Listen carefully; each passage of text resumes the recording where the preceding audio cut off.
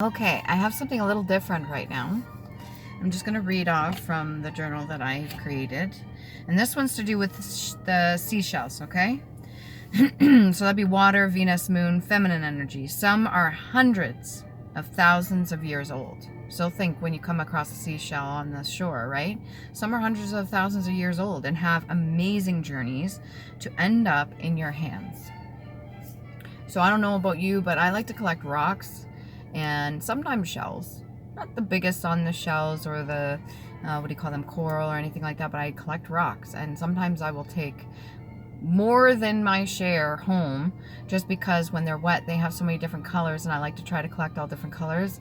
And to me, I have them placed around my house in random spots for whatever reason. I am not fully sure. I don't know every single one. I'm not a geologist or anything like that. I don't know every single rock and its properties and stuff like that, but I'm sure if I sat down and did it, I would probably master that because I'm fascinated by rocks themselves, just the characteristics and the energies that I get off the rocks.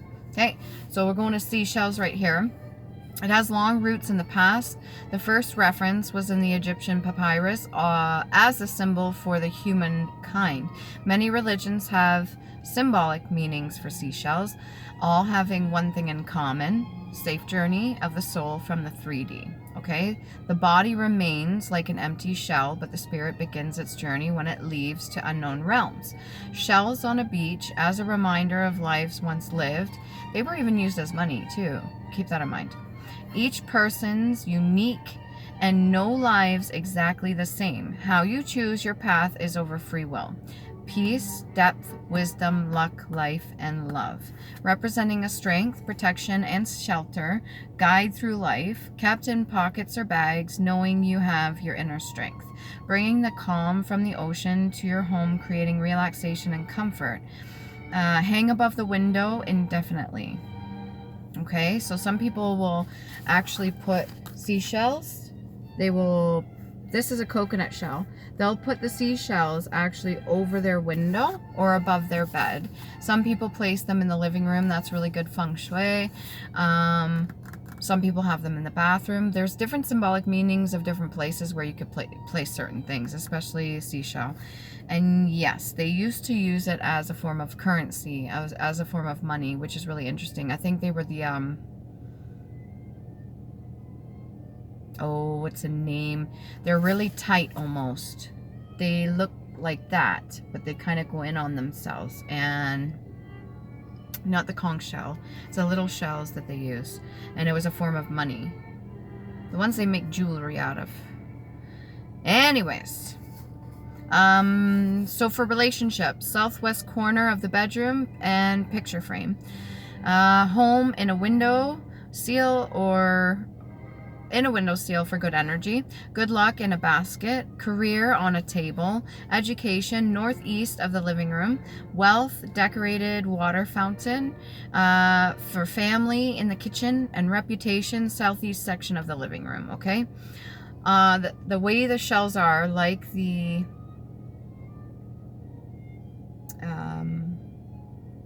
what do you call that? The Fibonacci sequence. Cycle of life, birth, growth, death, and rebirth. Connection with divine, outer ego, outside world, and the inner soul, the awareness, evolution and growth of a spirit. So you got the death and rebirth. These are also alchemic symbols as well, in the patterns that they go, either outwards or inwards. That could also be symbolic for Cancerian as well, as Pisces is in there. Obviously, the water signs would resonate with this a lot. And Visca Pisces. And what else was there? There was something else specifically. Around the moon, just after a full moon, when it wisps out this way and it wisps out that way, it almost looks like a kind of like a portal, but not really. There's a certain fucking word for it, and I can't fucking remember right now. It's okay. So yeah, you got the Fibonacci sequence as well. Mind you, this drawing isn't perfectly, please don't give me too much crap on that. So we got nature, creator, protector, destroyer, the real trinity.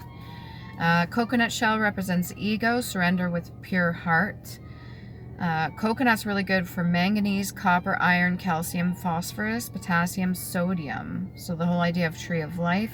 They almost have like a face on them too, which is kind of eerie. Almost like a bowling ball. Huh. I wonder if there's significance between coconuts and bowling balls. Anyways, spirituality to secure destiny for those who believe and have faith, future discovery connections, protection from enemies, and all religious belief worldwide. So this is one of the pages that I did. Like I said, I did random ones when I made this journal. Oh God, when did I make this journal? On my first 2021. So I would make different pages for different things, and that one really inspired me. I love doing the pictures and stuff, and I wanted to, this one's got several pages. I wanted to, why are the words not coming to me right now? I wanted to publish it. I want to get it out, but they said the format that it's in, because it has the pictures and everything, would be difficult. But I was like, it's not hard nowadays with the scanner to scan it exactly how it is and line it up and then put it on a piece of paper and make it nice and neat in a book, because they wanted all the lettering and everything to be, I was like, no, keep the authenticity. I was like, even the spelling mistakes and the scratch out and all that other stuff, keep it in there. I was like, you could literally take the whole page itself as an image and then put it on a piece of paper as a page of a book. I don't see how you couldn't do that. Anyways, I would have loved to do that, to publish this, to get you guys all out there, because it has so many different things in it. This was another one too.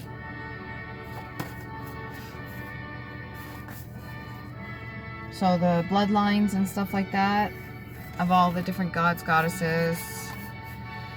And then this one is the different foods and stuff. Since we were talking about coconuts, for the liver, you got nettle leaf, dandelion, turmeric, ginger, grapefruit, blueberries, cranberries, prickly pear, beetroot, vegetables, dark vegetables, grapes, tea, cucumber, apples, lemon, carrots, asparagus, parsley, celery, greens.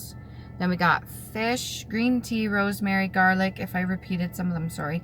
Nuts, brown rice, oatmeal, chicory, kale, banana, white beans, coffee, moderate. Thistle, citrus, omega-3 fatty acids, barley, grains, brown rice, oats, barley again. Leafy greens, garlic, and balmony? I don't know if I wrote that right. B-A-L-M-O-N-Y. Maybe that's something. Okay, so that's for the liver. And then for kidney, obviously water, tea, grapes, cranberry, lemon, orange, melon, or any kind of citrate, seaweed, calcium, hydrangea, sambong, Samborg, or I don't know what that is, B6 vitamin, omega-3 fatty acids, potassium, pumpkin, spinach, almond, apple cider vinegar, kidney beans, watermelon, pomegranate, basil, dates, juniper, apples, sweet potato, onion, cilantro, parsley, olive oil, egg white, blueberry, grapefruit, prickly pear, that's hard to say, beetroot, hibiscus, honey lemon, cauliflower, bass, garlic, buckwheat, bulgur, that's the word. B-U-L-G-U-R. I don't know if that's a grain. I think so. Cabbage, okay? For bladder, urinary, you got cranberry, sunflower, hydrangea, Irish moss, gum plant, fleabane, which actually grows in the backyard, and a lot of people think it's just a weed. That stuff's actually really good for you. Dry it out as a tea. Clean it first, dry it out, then make it a tea. Gravel root, mallows, St. John's wort. Remember to do your research, because St. John's wort cannot be taken by a pregnant woman, all right? And those with issues with their menstruation, all right? You have to be careful with that. Strawberries, water plantain, witchgrass, persimmon. Persimmon's actually really good. It's got more nutritional value than some oranges, or it almost looks like a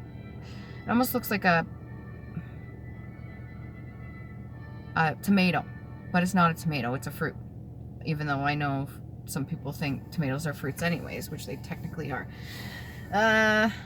Blue cohosh, pears, banana, green beans. We're talking about bladder again, right? Squash, potatoes, lean protein, whole grain, nuts, breads, eggs, garlic. There could be a lot of arguments about all this stuff, but whatever. I'm just making a list and reading it off. Probiotics, ginger, blueberries, raspberries, vitamin C. Coconut water is very good. Great for rehydrating too and getting your electrolytes. Papaya, apple cider vinegar, turmeric. You can have a tablespoon of apple cider vinegar every night. That does help. Turmeric, grape, watermelon, blackberries, asparagus, broccoli, cucumber, beets, and peppers. And last but not least, for your pancreas, I should have did one for gallbladder because a lot of people have been telling me through the Ascension, like some people are having gallbladder issues and they're actually getting it removed, which is really dangerous because you need your gallbladder. Do the research on that. I don't know what kind of high or low, no, I don't know what kind of frequency is affecting the gallbladder, but some people are having the pains on the right side, not downwards where the appendix would be, the sharp belly button pain down there that lasts. That's completely different. It's more up this way, kind of just under the rib cage, and that would be gallbladder, and a lot of people are having issues with that, and some are getting them removed. So if you're having that issue, please try a holistic approach. I'm not a doctor, but if they're telling you to remove something, when I had the same pains and they passed, I no longer have that issue anymore and nothing's wrong with me. I've been checked fully, and even when I was having the pains, they said nothing's wrong with me. So just be careful with that, okay? Proteins, lean beans, because there's symbolic meaning too for gallbladder. Anyways, I'm getting distracted. Pancreas, protein, lean beans, lentils, broth soups, almond milk, flaxseed, avocado, olives, fish, omega-3s, apricot, egg white, curcumin, capsaicin, please, piperine, ginger, garlic, applesauce, bananas, crackers, rice, toast, coffee, oatmeal, chamomile, honey, the pure kind. What's this? Vinegar. Sweet potatoes, homemade bread, dark greens. Watch out. There's certain ones not for pancreatitis. What is that? That wouldn't be the probiotics, would it be? Homemade bread, dark greens. Do your own research, please. Red berries, carrots, nuts, pomegranate, licorice, plum. Avoid lemon if pancreatitis. Okay, grapes, oregano, dandelion, broccoli, spinach, and dates. Dandelions are very good.